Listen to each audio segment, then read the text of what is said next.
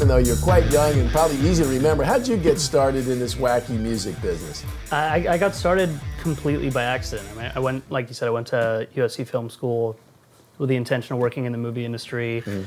And I worked on some films and these sorts of things. I started making my own film, this documentary, and a friend of mine had a band. He sent me a demo. A friend of mine, he was my college roommate, went to SC, and we shared a studio together. And he was a musician, producer, and at the time I was working a lot as an editor. So we worked together in the same room, and I'd always hear his music. Anyway, we got out of college about 2 years or 1 or 2 years out of college.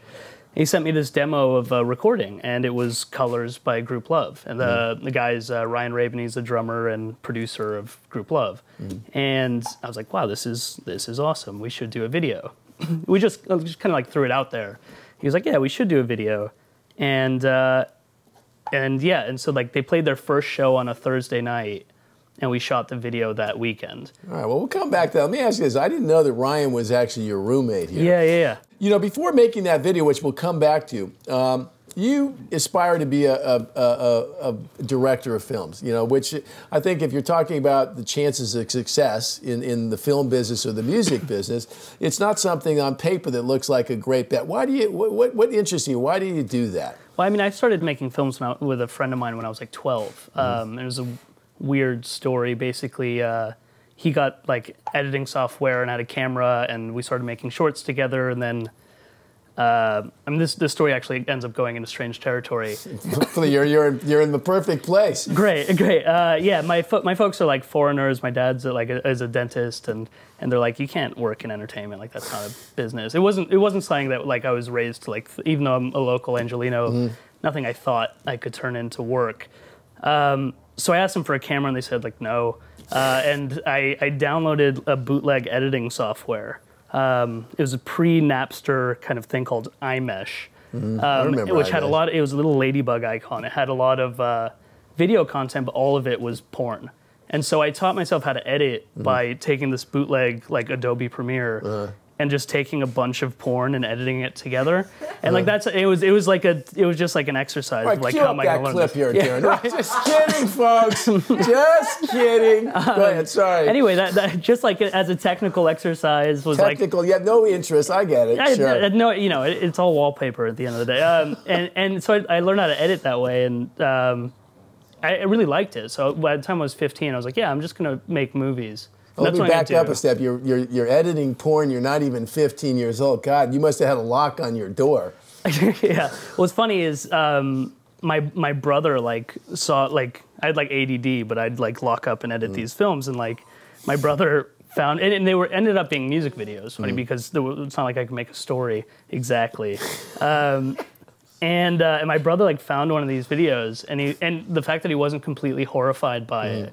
And it was like, oh, this is like, you turned this into something. It was a really exciting moment. I'm like, yeah, I want to do that. I want to make. I can imagine. Okay, now talk about how you transition. Talk about how you transition from being a porn editor into doing doing a documentary on the Holocaust. Yeah, that's a tough transition. I was an experimental film editor. I would say it was like, that is a really tough transition to make. Skylar, by the way, over there is licking his chops on the headline for this little video clip, how to get into the music video business. Right. You know, okay, start in the adult industry. Well, yeah, I ended up working, I ended up going to USC Film School, and as I was in school, I worked on a couple of productions, like feature film productions, and knew I wanted to make a film, and by the time I got out of school, I sort of figured out there's this documentary I wanted to tell a story about, and it's a major shift in gears. It was basically my grandparents are Holocaust survivors who remained in Germany, and I was kind of very curious about like the dynamic of living in post-war Germany amongst your persecutors. And so I about 2 weeks after graduation, I went to Germany and started interviewing people, and thought it started as like a small project and really kind of blimped up and took about 3 years to make.